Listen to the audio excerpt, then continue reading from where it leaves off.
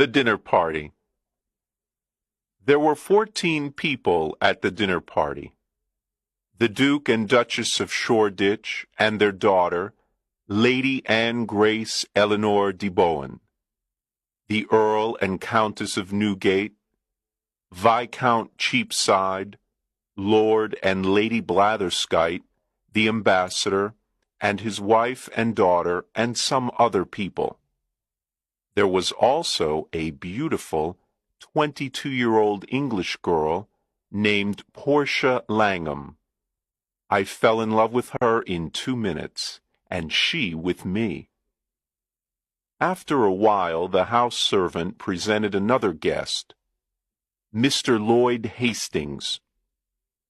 When Mr. Hastings saw me, he said, "I think I know you."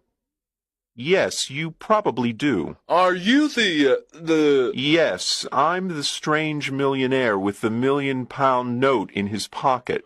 Well, this is a surprise. I never thought you were the same Henry Adams from San Francisco. 6 months ago, you were working in the offices of Blake Hopkins in San Francisco. I remember clearly. You had a very small salary, and at night you helped me arrange the papers for the Gould and Curry Mining Company. Now you're a millionaire, a celebrity here in London. I can't believe it. How exciting. I can't believe it either, Lloyd. Just 3 months ago, we went to the Miners' Restaurant. No, it was the What Cheer restaurant. Right, it was the What Cheer. We went there at 2 o'clock in the morning. We had steak and coffee.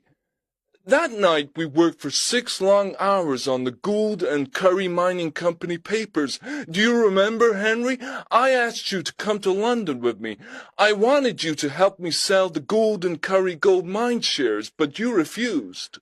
Of course I remember. I didn't want to leave my job in San Francisco. And I still think it's difficult to sell shares of a California gold mine here in London. You were right, Henry. You were so right. It is impossible to sell these shares here in London. My plan failed and I spent all my money. I don't want to talk about it. But you must talk about it. When we leave the dinner party, you must tell me what happened. Oh, can I? I really need to talk to a friend, Lloyd said with water in his eyes.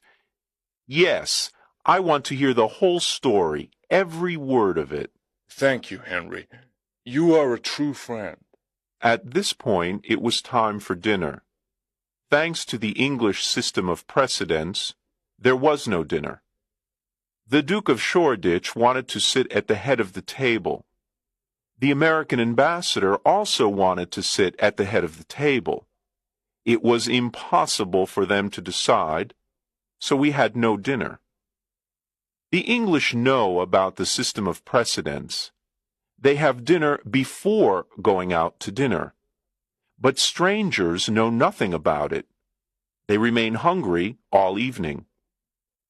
Instead, we had a dish of sardines and a strawberry. Now it was time for everyone to play a game called cribbage. The English never play a game for fun. They play to win or to lose something. Miss Langham and I played the game, but with little interest.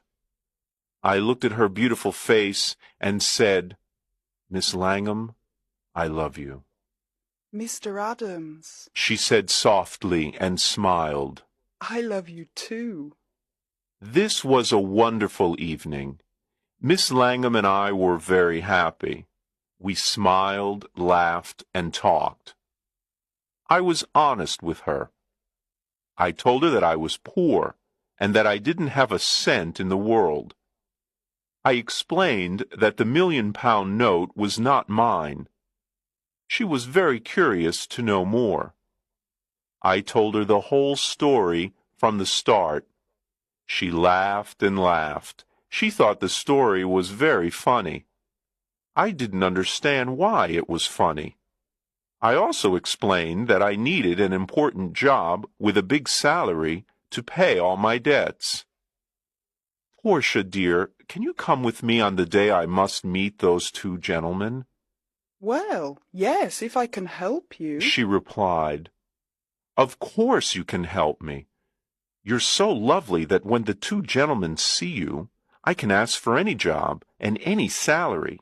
With you there, my sweet Portia, the two gentlemen won't refuse me anything.